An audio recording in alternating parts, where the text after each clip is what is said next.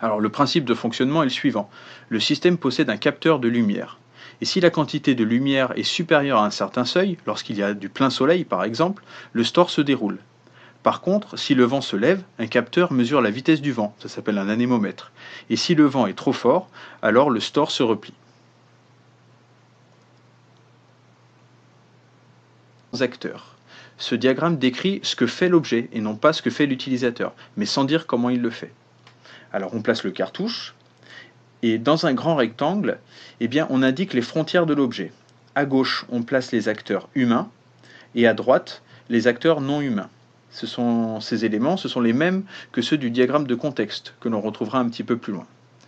Et ensuite, dans des ovales, on décrit les actions réalisables par le système, c'est-à-dire les services rendus par l'objet aux acteurs, sous forme de verbe à l'infinitif, plus des compléments. Et on va ensuite relier aux acteurs chacun de ces ovales. Être commandé manuellement, il est relié à l'utilisateur, la source d'énergie avec l'énergie, et enfin le vent. On remarque là que l'on retrouve dans les ovales la mission principale et les exigences déjà identifiées précédemment.